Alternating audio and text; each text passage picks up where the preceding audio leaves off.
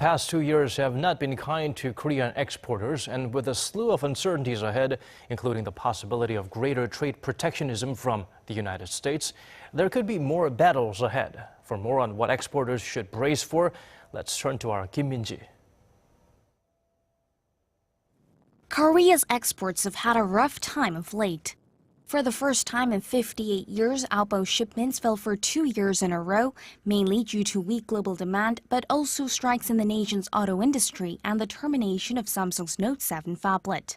But looking at the monthly breakdown, exports have made a turnaround since November, the first time in over 2 years they've posted positive growth for 2 straight months.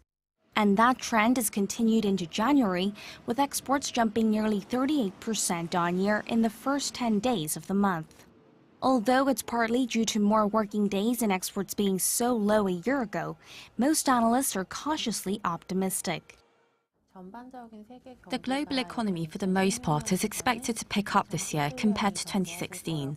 Global oil prices are gradually rising and export unit prices are improving.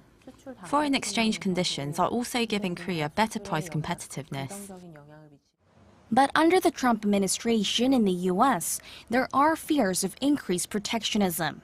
Trump has said the U.S. will impose higher tariffs on goods from China and Mexico, and this will have ripple effects on Korea, which exports some of its products through those markets.